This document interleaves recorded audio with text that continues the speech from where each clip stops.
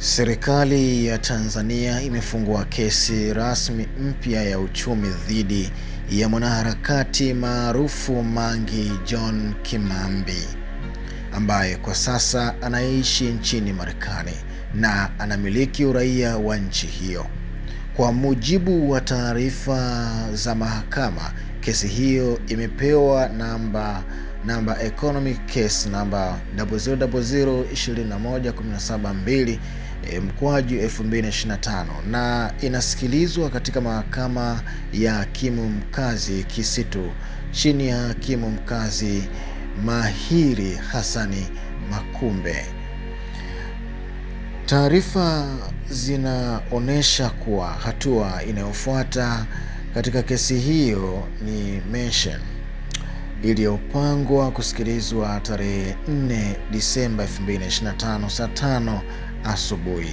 Hata hivyo, wataalamu wa sheria za kimataifa wameeleza kuwa nafasi ya Marekani kumrejesha Mange ni ndogo sana kutokana na sababu kadhaa. Mojawapo ni kwamba Marekani ina sheria kali zinazomlinda raia wake dhidi ya kumrejesha katika nchi ambazo hawatopata haki ya msingi au haki za msingi, ikiwa ni pamoja na usalama, uhuru wa kujitetea na mazingira ya kisiasa ambayo yanaweza kuwa kumuathiri mtu husika.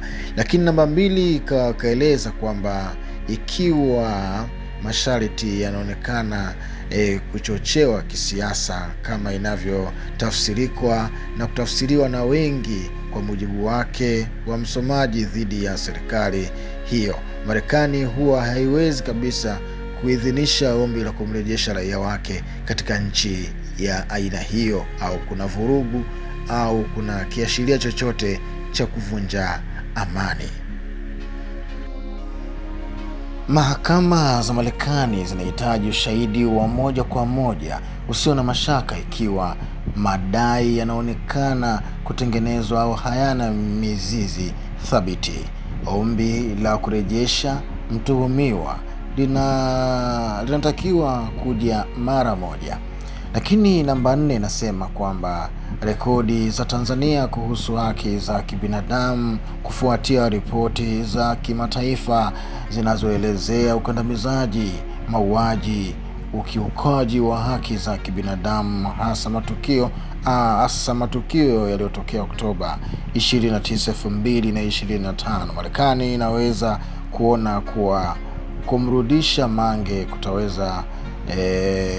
kitaweza kumpeleka katika mashtaka ya kumfanya apate mateso au kufunguliwa mashtaka ya uchochezi. Kwa mujibu wa wachambuzi wa masuala ya kidiplomasia, kesi hii inaweza kuwa sehemu ya mkakati wa kisiasa wa serikali ya Tanzania ili kuonyesha kuwa Mange ni mtuhumiwa wa jinai na si mkosoaji wa kisiasa, jambo ambalo limetumiwa kama ushahidi, lakini pia ni jambo ambalo lingetuhumiwa kwenye maombi ya kimataifa kumrejesha mtuhumiwa. Lakini kutokana na ulinzi wa sheria za nchini Marekani, uwezekano wa Mange kurejeshwa Tanzania ni mdogo sana, labda kama Marekani itajiridhisha kwamba kesi haina mshtaka huyo haijihusisha masuala ya kisiasa, jambo ambalo kwa mazingira ya sasa linaonekana kuwa gumu mno.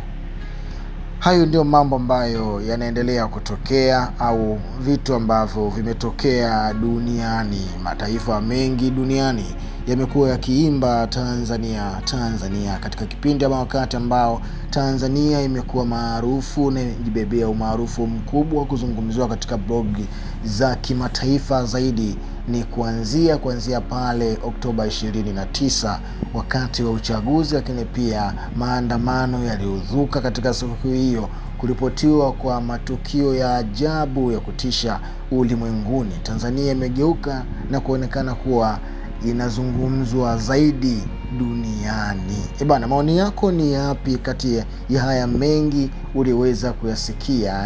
Toa maoni yako na wewe, huenda kati ya mengi ambayo umeyasikia kuna machache yako ambayo yanahitajika katika kuongezea, kwa sababu naambiwa kwamba wali hata kama bila mboga unalika, lakini ukiweka mboga unakuwa mtamu na mzuri zaidi.